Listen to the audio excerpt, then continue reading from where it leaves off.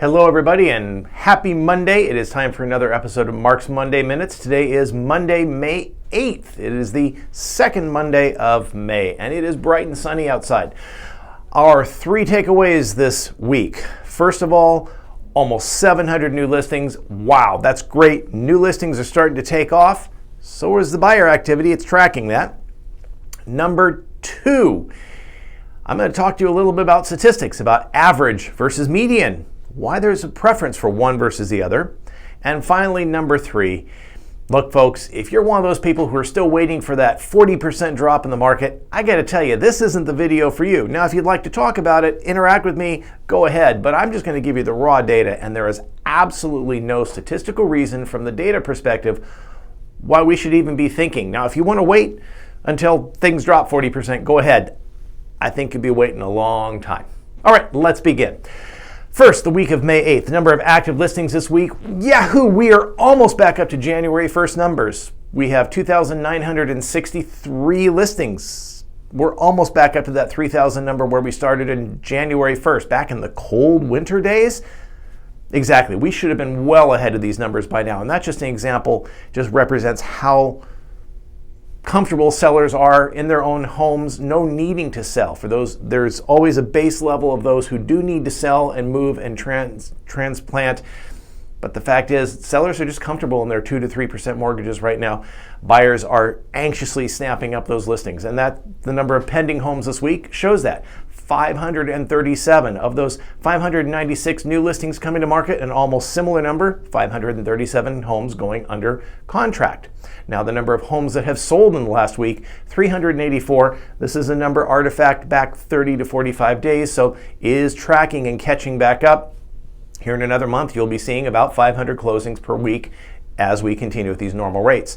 Now the number of homes that have had a price adjustment, the last of those sellers who were holding out and thinking they needed to make an adjustment, 577. This is still tracking just right at 19.4%, still under 20% of the listings, which I think probably shows more of a sample of if your home doesn't sell that first weekend or second weekend, maybe the sellers are getting a little anxious. It probably says that with all this buyer activity, you just didn't quite price it right. Maybe you were a bit too optimistic.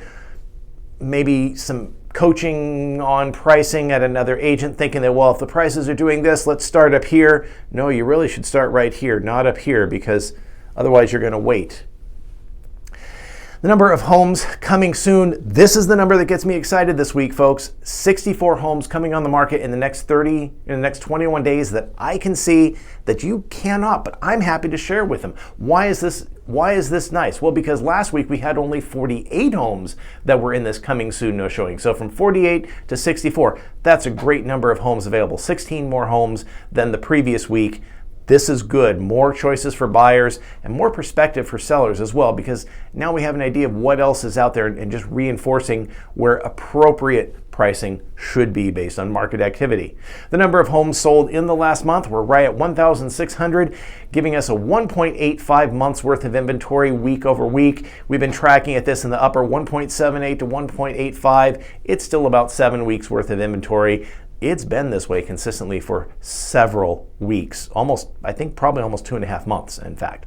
All right, the number of affordable garage homes, the homes with a 4-car garage or larger, 118 on the market, and a whopping 43 of these are under $1 million. That makes them affordable in our current definition as we've been using this.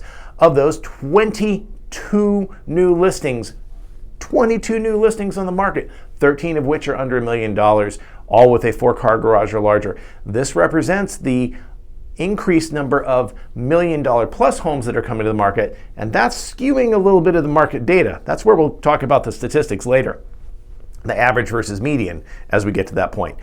The number of pending homes this last week with a 4-car garage, 9. 9 of them with a 4-car garage, 5 of them under $1 million. And the number of sold homes in the last week, 5 with a 4-car garage, 1 of which was under $1 million. Now, the number of sold homes in the last month, 20 with a 4-car garage or larger, of which 6 were under $1 million. roughly giving us about 5.5 months worth of supply for those multi-garage homes. Again, significant number of these homes are in that multi-million-dollar range, so it skews our data. That's why we're going to talk about statistics. Now, again, those three takeaways. First of all, as I mentioned, new listings are greatly increasing. This is wonderful news. It's giving buyers more opportunity, which is good because the buyers are tracking just at the same rate going up as sellers. The more listings come on, the more buyers are snapping these up. It's sitting, in fact, about 20%. In fact, listings, 20.1% of the listings that came on the market are selling in the first week. That's a fifth of them the first week. Now, those are the new, let me rephrase that. 20.1% are new listings increase this week, 18.1% increase in pending. So the pending are almost identical to the number of new listings. They're tracking up as we finally build in some more inventory. We're still waiting for this backlog of buyer demand to catch up and then start to normalize and level off. Now, why do I say average versus median?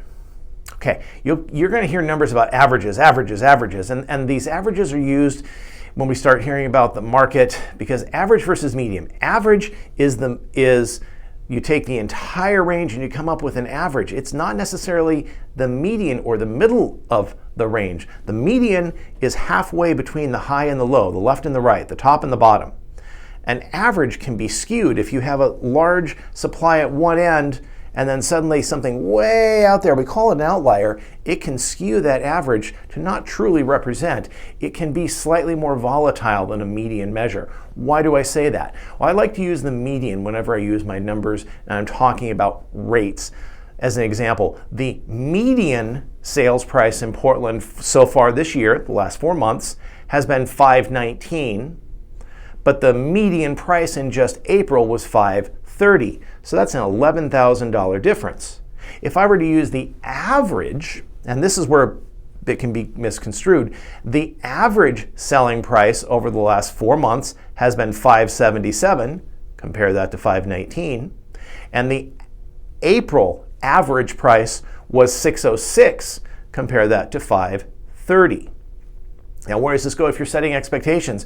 If you want to go buy an average home, does that mean you have to spend $606,000 last month to get under contract? Versus if I want the median home, I only spend $530.